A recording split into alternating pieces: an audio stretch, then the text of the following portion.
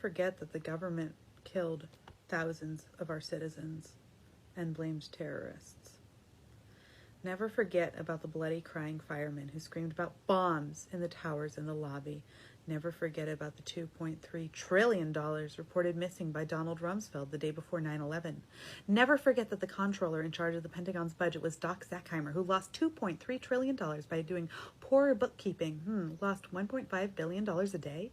Never forget that he was also the CEO of the Systems Planning Corporation in 2001, which manufactures flight termination systems for commercial airlines so that they can be remotely controlled by computers.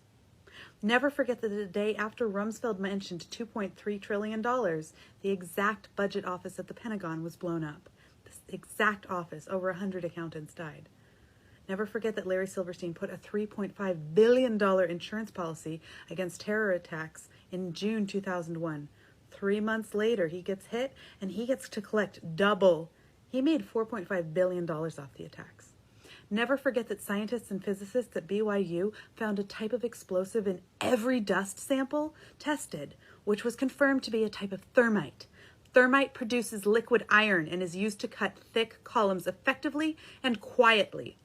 Never forget that World Trade Center 7 fell at 5:20 p.m. on 9/11.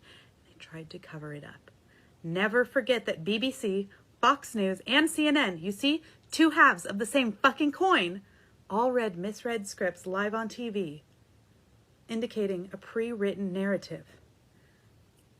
Never forget that they told us that the World Trade Center collapsed at a free fall acceleration for 2.25 seconds.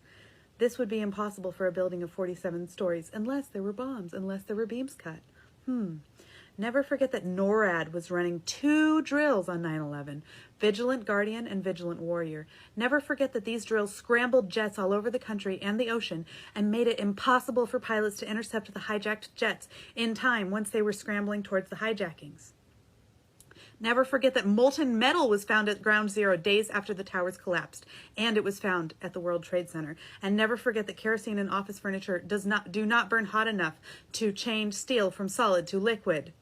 Never forget that a van was pulled over trying to leave New York City and contained illegal explosives and very suspicious occupants from Israel. They were detained for 71 days, and then the story disappeared. Never forget that no video has ever been released showing a plane hitting the Pentagon, despite having 85 external cameras that could have captured the footage.